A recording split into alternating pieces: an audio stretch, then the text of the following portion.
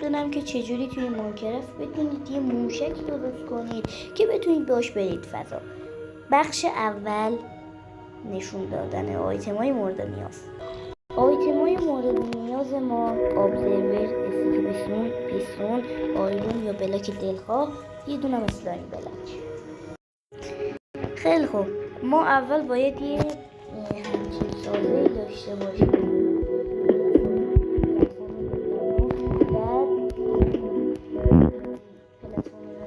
به این شکل در بیاریم و این محترناهی که درست کردیم رو میکنیم و روی هر کدوم از اینا یه اسلایم میذاریم. اسلایم ها رو میاریم جلو و یه دونه بالا، بعد اونجا یه دونه چیز میذاریم، ابزرور میذاریم، یه دونه پیستون، بعد دو بلاک بالا، بعد اینجوری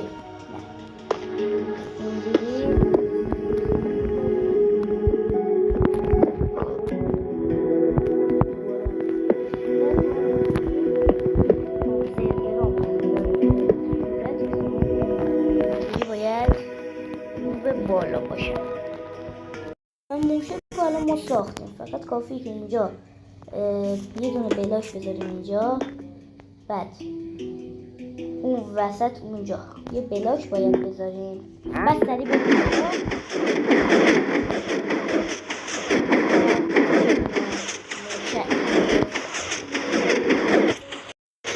بلاک فراموش نشه.